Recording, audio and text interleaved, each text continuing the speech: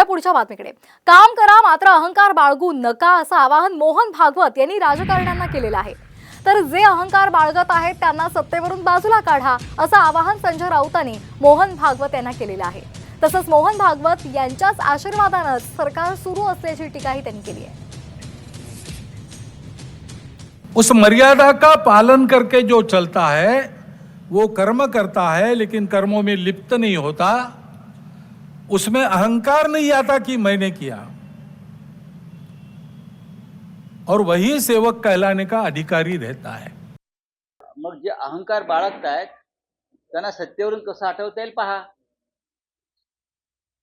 आशीर्वाद कशाला देत आहे मग सरकारला? हे सरकार खाली घ्यायचा मोहन भागवतांना वाटत असेल हे सरकार राष्ट्राच्या हिताचं नाहीये, राष्ट्राच्या अखंडतेच्या हिताचं नाही, तर मोहनराव भागवत साहेबांनी हे सरकार खाली खेचावं, त्यांच्यामध्ये तेवढी क्षमता आहे।